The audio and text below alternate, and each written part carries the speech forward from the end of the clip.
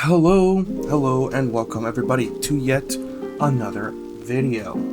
Today is a little bit different. It's gonna be a new series, Irithar, One Step Forward.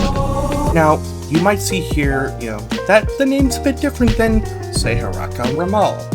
My Discord server, a Potato Makeover, actually has quite a few DMs in it. I just happen to be one of them. So my campaign that we are just now launching, Echoes of Ragnarok, is just now going live as one of the DMs. That's me. So you all might remember that Haraka Ramal is another series ran by my buddy Gray. So if you guys ever want to ask any questions, get help, or just sit in and listen, you guys are always welcome to join the Discord and, get a vibe for the place. It is pretty chaotic sometimes. I also would like to take this moment to ask you for likes and subscribes. We are still a small channel, and I don't want to get big or anything, but I definitely want to try to reach out to more people and just show them the beauty of D&D, show them the beauty of being a nerd, just have fun. Feel free to check out the links below, guys. Put in the comments what you guys think. And with that, further ado, enjoy this new series. Welcome to the Potato Call. Family.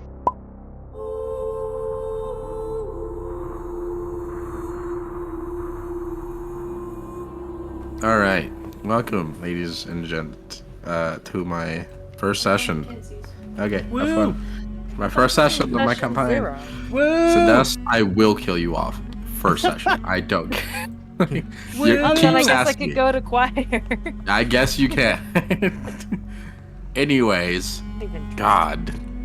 Hello, everybody. I am your humble daddy master, aka your DM for this campaign. This shit has taken a lot of time, so this is gonna be fun. We're gonna have a good time. Starting off, just some basic things to get out of the way when it comes to specifically combat, right? I want to lay this out early so that there's not fucking confusion on this shit like there has been in Metal's campaign, because that's fucking irritating to go back and forth on. We are going by the fucking rules as written when it comes to ACs and things like that, where it meets it, beats it. So if you land on the AC, you hit. Okay.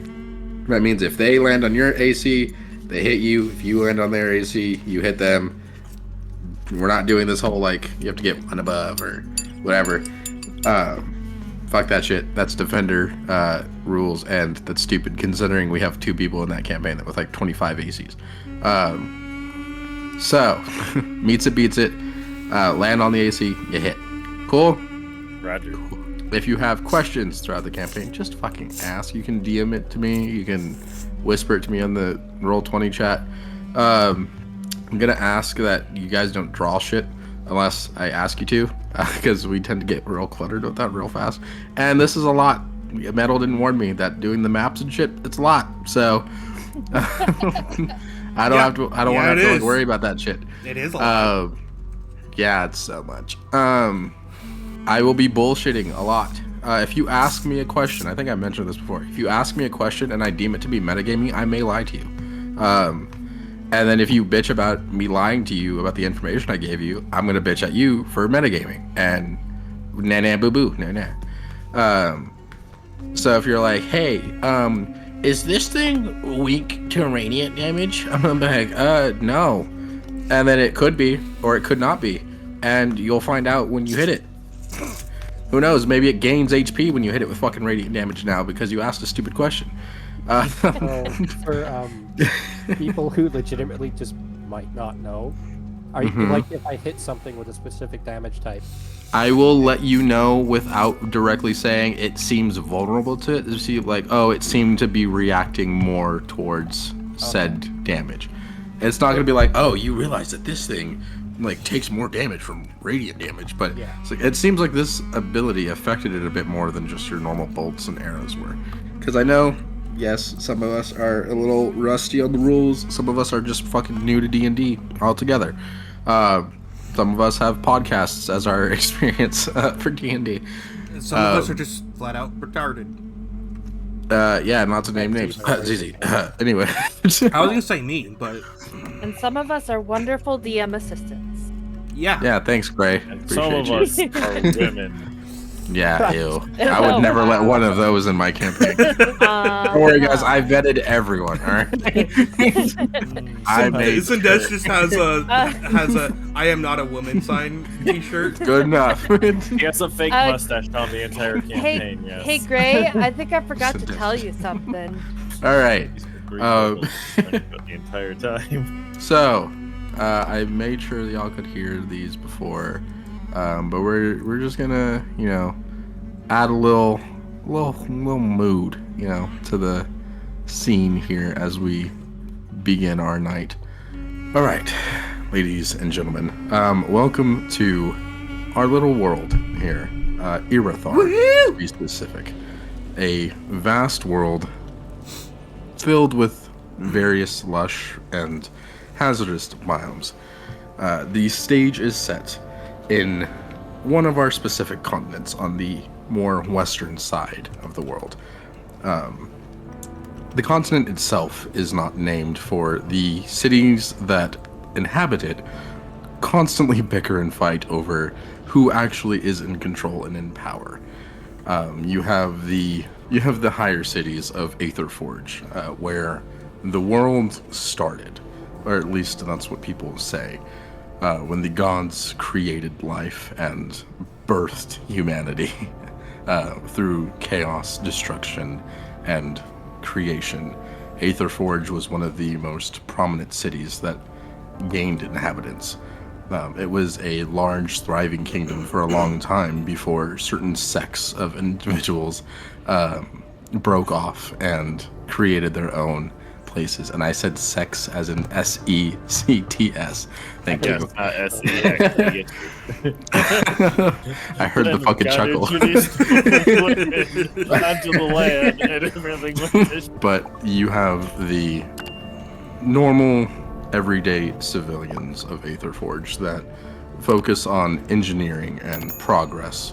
Their mindset is very forward-thinking. Yes, it's very forward-thinking of the next creation, how they can better themselves and promote more logical thinking.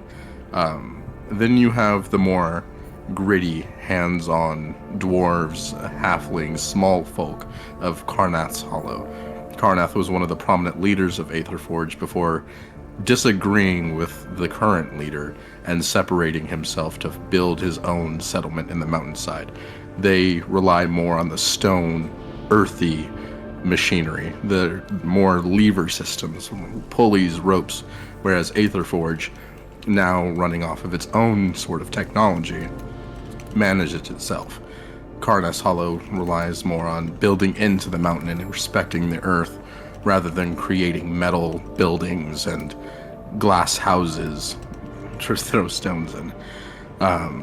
Down south, you have the cities of Silvara and Vortharion. Silvara is mainly the secluded, forested area where more of the Fey creatures live.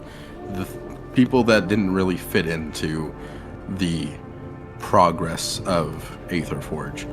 The people that saw progress as something to be feared and wary of rather than embraced. These are more of your elvish, druids, anything that blends more with nature over machine. And then there's the weird city of Vortharion. It was a normal kingdom. It was your everyday king's court ruled country, but now it's become something twisted and dark and very heavily shrouded in mystery. There's rumors that circulate about very necromantic rituals that have been happening in the capital and in the keep of the kingdom itself, rather than just in the city streets where the squalor and desolate people live. Something higher up has been occurring that has changed the city completely, but no one really wants to venture there. It's seen as more of a dead zone than anything. And then there's Avarith. Nobody knows what actually lies there, whether Avarith itself is a person, a place, if it's some kind of creature, if it's the continent itself, if it's an island. It is just a undocumented space of unknown mysteries. Any ship that has traveled there from Tidebreak has not just returned, but returned empty. The ships that have been sent out full of crew members have been returned just as empty shells. The ships are intact. There's no sign that there was ever a person on them. The supplies remain on the ship. It's just as if there was never a single sailor that stepped foot on them. So people don't travel to Averith. People speculate, they write stories. In fact, some people think that Averith doesn't exist at all, and that it's just a blotch on a map that someone added a long time ago and someone assumed that it was a place. Then there's Tidebreak itself. Pulling up from the depths of the ocean, you had sea elves and other deep oceanic creatures that decided they were tired of the dark contrast that the ocean provided and wanted to see what land and sunlight and warmth was like. Down in the ocean, it's very cold. There's devoid of any of that sun's warmth, and it leads to a very secluded life when the only creatures you encounter are ones that breathe the same as you. So, a few years ago, about 2 decades ago, I would say, the sea elves led a venture separating from their home colony deep below the ocean and formed the economic city of Tidebreak that focuses on more trade and exploration through sea vessels. They have sent more ships out towards the other continents that are out in the world. But those are sent more as feelers to see what actually lies out there, to see if life is inhabitable out there. And they set up their own colonies and return with letters, but never people. The expansionism is where Tidebreak gets its mark. There are hundreds of villages and towns between all of these cities. But that is the layout for our little neck of the woods. We start our story in the city of Aetherforge. It is one of the most festive holidays currently, as it is the Queen's birthday. Every year, the Queen herself throws a celebration of her own life, of the progress that she has made. While she is named Queen of Aetherforge, she rejects the title of Monarch and instead has adopted the title of Primus of Aetherforge. Her name is Kaelin Mournheart. She has long silver hair, fair pale skin with a little blush to her cheeks, and she adorns metallic, almost robotic armor that seems to hum and pulse anywhere she goes. It is rare that you will see her outside of this armor. It is not known whether she wears dresses even on these festivals or parties. She's never been seen wearing just basic royal clothing. She doesn't even wear a crown. It is simply this silver gray armor. Down on the city streets, everything is abuzz. There's confetti being shot out of these big, oversized steam cannons.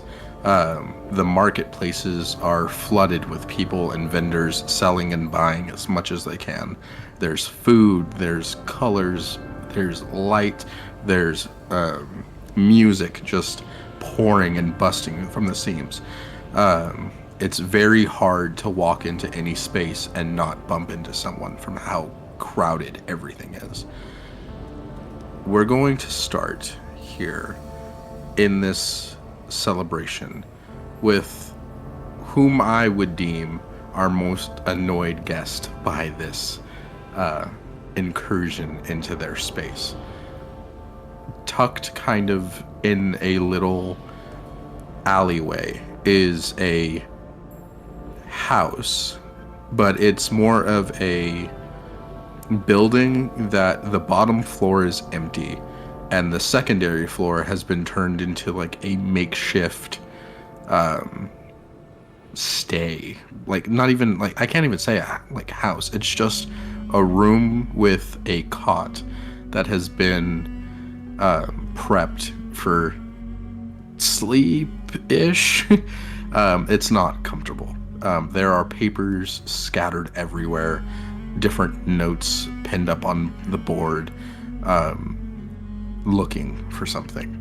And Mr. Mental Else, would you please describe your character for us, please? How goody! Jesus. I'm being a dork. Let me just have fun. God, what are you, Dad? I don't want to play anymore, guys. You guys suck. All right. There's a giant meteor that comes and crashes. So, Wow. what you... Yeah, you probably need to get your character sheets, guys, by the way.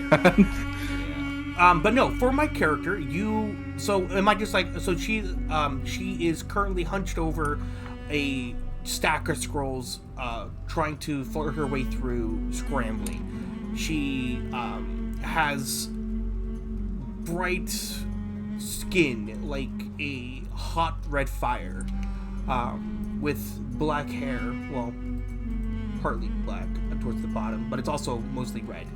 Her tips... Gradient. Yeah, the tips of her hair is black. She's a bit short. She's 5'2". She's well curved, but she is a bit thin, and she is scouring these scrolls, trying to look for something, and just muttering to herself the whole while. And then as she hears like the joyous celebration outside, she just mutters, "Oh, I hate these fucking sensitive little whelps. Oh, I wish they would all just burn to hell." Out of the corner of your eye, Metal, you see your little friend just kind of like waddling through the living room. And what was the name of it? Grek, that's what it is. It's Grek. That's correct. Yeah, I remember because we were talking about the Little meat boy. But yeah, you see Grek just kind of waddling through the house,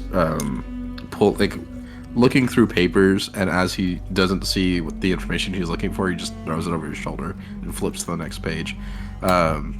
Just kind of discarding these pages as he's walking. So you look from like the window that looks out towards the alleyway, and there's just a paper trail of crumpled up and discarded sheets of paper leading towards where Grek is now just kind of striding.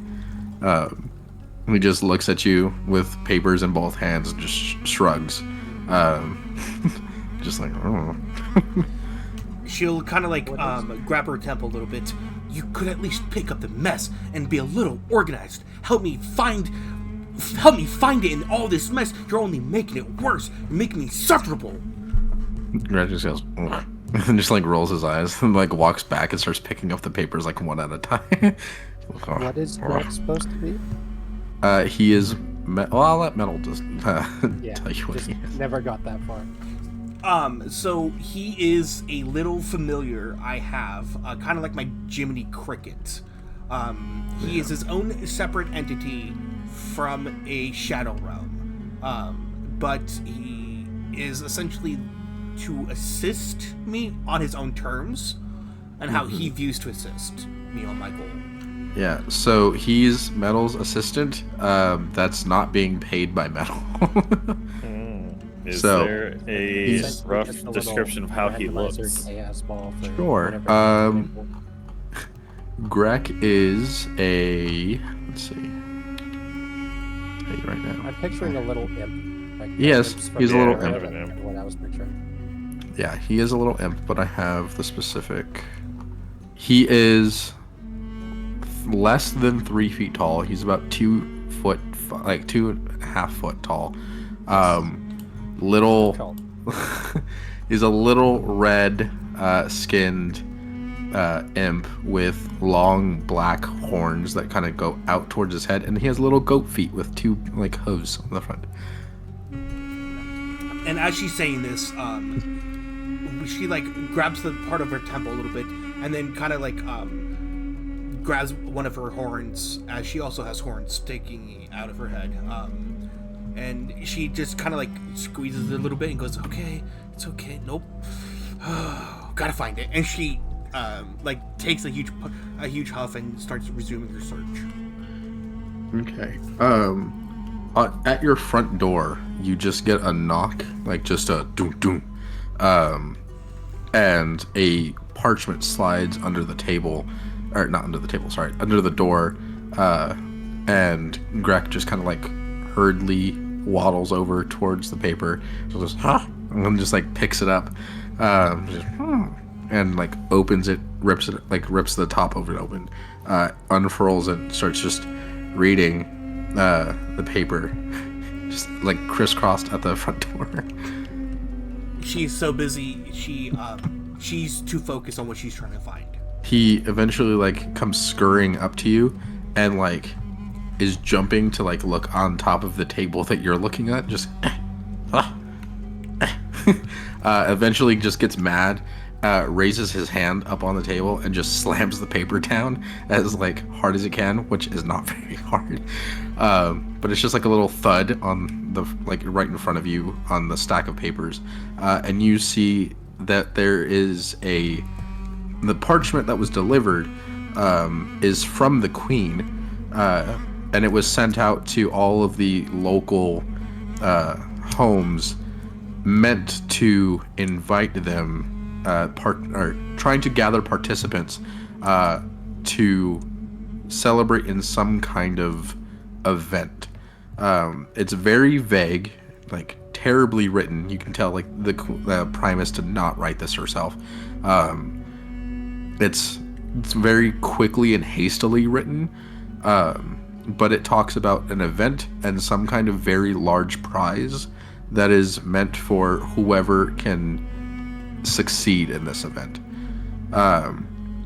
And so you see that Greg just starts tapping repeatedly on the paper, just trying very much to get your attention in the most annoying way possible. With that, she will kind of stop, half like amused smile, pick him up and set him onto the table, and as she scans over the paper, my goodness, whoever wrote this clearly could not tell their P's and their K's apart. I can't even tell if that's Greg just shakes his head. Greg just goes, just like shrugs. Greg grabs like a quill and almost in the same writing, very terribly in common, writes IKNOTRITEIN common. And then he just like shows it to you, and then it kind of like dawns on you he can't understand common.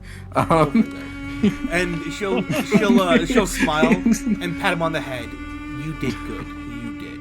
Now, does it sound like fun to you? Thumbs up. Yeah, just like He just gives you a little thumbs up in like response. But she will pat him on the head and say, "Is this something you want to go to?" He just like looks at you and then like takes the quill and circles repeatedly the word prize over and over again. Yes. And then he just nods. He's like, Yes, you may be right. Having a prize may be able to help endeavor our cause here. Say, from the queen herself, this could be a mighty fine prize. Perhaps she pulls out her like shell of a book and twirls it in her hand a little bit. We may even get one or two ourselves. He just like kind of rubs his hands together very slowly, like he's plotting something, but it's just, it looks more cute than it does intimidating, but he's like, Yes, I like your thoughts. So, where do we go? And then he's like, points at the paper. At the very bottom, it outlines that there is a sewer entrance where the contestants are meant to enter in for this prize of theirs, or the event itself. And it's not very far. Where it describes, it says that there's not a manhole, but it's one of those that kind of exit out towards like a drainage area, that you would be able to like actually like walk downstairs and walk into, entering like a underground area, but it's off like kind of catty corner from the main area of the city. Usually this section of where it's describing is not like messy. It's just meant for like a service entrance, essentially. Gotcha. Okay. Well, if you didn't write all over it, I probably could have actually read it. This definitely has a foul stench to it, and I'm not even home. She then looks at him. You remember home? Ooh, I miss those He just days. gets like a little chill down his like back, but he's smiling. Yeah, she does the same thing. I miss those days. Oh, I could just flay them all day and nobody. Oh. Okay. He just like motions like, okay, calm down. Well, I suppose if this is an ambush, we could at least return the favor by them on their knees. So, are you all, are you ready to depart? And then he's like puts up a finger as in like wait, and then he jumps off the table and like scurries to like a different section of the like flat. You hear him like throwing things and like moving around in this space very quickly. And then you see him come back around, and he has a long sword draped over his shoulder, but it's too big for him, so he's kind of just dragging it, and then he gives you like a salute with his like free hand. Yes, my soldier in arms. You just see him like marching towards the door with this sword dragging behind him, just kind of like scraping against the floor as he's walking. It looks essentially like a great sword in his hands, but he's just like walking. It's a little short sword, but it's too big for him. It's a long sword for him, yeah. So it literally looks like a great sword in his hands. Just as she follows, she'll stop, look back at the pile of papers, and put on her ring. Put her book in her pocket, and will mutter, "I will find it. I know I will," and step out. Yep. By the time you turn around, Greg is gone. There is no sign of him. He is doing his thing of just disappearing. But as you make your way there, we move a little further down the cityscape towards the marketplace, where everything is bustling and very energetic. There's a lot of music playing. There's a lot of commerce happening, is what I will say. And one of the most beneficiaries of said commerce are the people with the lightest fingers. Typically, the festival is known for a place that you need to keep your money a little bit closer to your chest. And Jesse, would you like to describe for us what you were doing in this moment of being in a very busy festival area? Well, my character, well, yeah, it wasn't told to describe him, but... You can describe your character and what you're doing. It's fine. Alvin. He's just a couple inches taller than Greg is, so, you know, kind of hard to notice. So he's just walking around looking for little coin purses or trinkets or anything that's at his eye level that he can just grab and sneak off with. Give me a... We're going to do first roll of the campaign. Give me a perception check. Oh god, I suck at that. Because you're too short. Oh, fuck. Hey! He doesn't have it set up, I guess. No. What'd you get? I got a 7. A 7. Cool. As I you're- ain't seen shit. I just see a whole lot of ass. Someone farts in your face. You get gassed. You take 17 points of poison damage as someone rips ass in your teeth.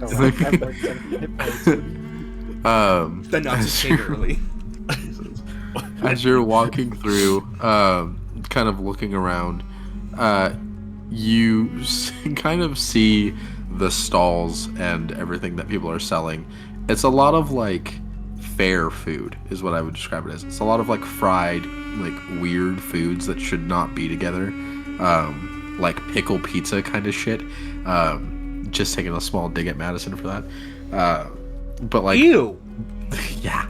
But it's a lot of like normal foods that are made bigger and weird foods put together. Texas size. Yeah. While you're walking through these vendors, you spot one that is selling a lot of like bright, colorful, shiny jewelry.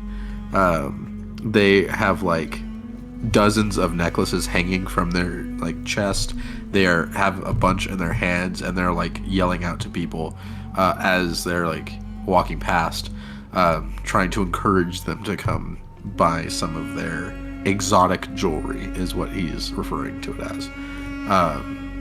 The sign above details that it's jewelry from a place that you don't recognize the name of, but it looks what it's called, or is that just no, like the sign itself just is a place that you have never heard of, and it's spelled in a weird like misshapen language almost. As you walk past, he looks at you and goes, you should, you look like you could use something pretty for a lady back home, no? And has like a nice like pearl necklace in his hand as he's talking down to you. This burly kind of like bearded, kind of sandy brown skinned man, with this long like it looks like a shirt, but it's slightly too long, and these like leather pants and boots. But he smiles at you and has like a few teeth missing, and then has like a few gold teeth in his mouth as well. So what would you like to do, Mr. Jesse, as you're being... Well, he's looking right at me, isn't he? Mm-hmm. I'd probably just ignore him and keep walking. Fair enough. If I get there, I'm fucking buying it, bro. As you're walking, Just as you're walking, you feel something go up the back of your shirt and into like your coat, like your inside your tunic. Does it feel like like something small, like a bug, or is it like somebody's trying? It's a little bit bigger than a bug, but it definitely feels like it has like little hands as it's kind of climbing into your shirt. I would immediately jump onto my back to try and squish it. Okay. By the way, should we be seeing the overview world map? Yes, until I put you guys... I'm gonna get you guys all in like the same place, and then you'll get on. Jesse, as you go to like jump on your back and squish this thing, you feel like a pair of teeth glide against your side, as if it was about to bite you, and you fall on your back, and then outside of your shirt pops your little chipmunk. Oh shit! Just staring directly at your face, arms crossed, just looking at you. You have a chipmunk? Yeah, I completely forgot about it, evidently. Man's trying to murder his own chipmunk already. Damn. Literally. Just be like, yeah, I want to kill this thing. I'm like, brother. Not even one session. I even asked him about it like 3 hours ago. Oh my god. Yeah, and he's trying to fucking kill it. I'm like, brother. Can I have some oats? Jeez. Oh my god, that's right, funny. Well, I'd probably check on him, see if I squished him at all. He looks fine, but he like his tail's like a little bushy, and he just like looks at you and shakes his head, and then he like It's pulls a out, squirrel? goes inside your shirt, and you feel like a cool, not quite icy, but like something cold brush against like your abdomen as he's like crawling back out of your shirt, and you see that he has in his hand a string of white pearls. Oh shit. Okay. Well, I'd probably just leave him. Oh, he just crawled out of my shirt. Yeah. I'd try and tuck him back in, considering I just made a scene in front of this random. Yeah, there's a few people that are like side-eyeing you, walking past you, like, okay. Yeah, I don't stand Like, back. just Sorry, the guy Fred. threw himself on the floor. Yeah, tripped backwards. He's falling. Well, Jesus. Along with it is, similarly to what I described for metal, is a yours is a lot smaller, almost like a crude note that was written, but he has it like stuffed in the side of his cheek, because of course he does. It's a fucking chipmunk. But he has it stuffed in the side of his cheek, and he like takes it out of his mouth. It's covered in slobber and drool, and he unfolds it. And the parts that you can make out are the words queen, prize, and then sewer. And then there's like a Here. yeah, and then he just like hands it to you. And then you see like there are guards walking around handing out more like official versions of this paper to people that they're passing by. And they look like they're getting like sealed envelopes with a stamp on the front, with a seal in that stamp. And people are just kind of like talking about like, oh, the queen's giving out a prize. Oh, there's an event for the queen. Talking about like this supposed very vaguely written event that is happening somewhere in the sewers. And there are a few people that are like, I'm not fucking participating in this, and just kind of like toss the note aside. But there are like a handful of people that look more of the adventure / armored type that seem to head towards what you as a rogue would know is the underground area. Not a lot of people know about the things that go on below the city, but you would know that there are certain places big enough to hold an event that the queen wouldn't necessarily be involved with on the normal day-to-day, but given that this is her birthday event, it would make a bit more sense that they're using this space, especially with the way that this event is being talked about and kind of being discreetly passed out. It still gives you like a little bit of a like weird off feeling, but yeah, you would at least know where this place is that they're talking about. okay. Well, if the note said prize and from the queen, and there were people just tossing them on the ground, I'd like to go and see if I can grab a couple, because I don't know if it's prize per ticket or a chance to get a prize. So Yeah. So when you go and find one of these like discarded, more official notes, you can see that it describes like this. They're taking the servant's entrance to the sewers leads you down this pathway where some event is being held, where the winner of said event will be given a unnamed prize by Her Majesty, the Primus of Aetherforge. People know that when the queen gives something to another person, especially when it's more of like the common folk, it is usually of the invention variety. Something that she either made or had made. It could be a prototype for something. It could be something that's been deemed too expensive for the common person. It could be a tool of some kind. It could be furniture. It's just something that she sees as unattainable by the common man, and so she is giving it out as a reward for whatever she deems fit to give a reward for. In this case, it's winning this event. You should go. You can win a free couch. He said furniture.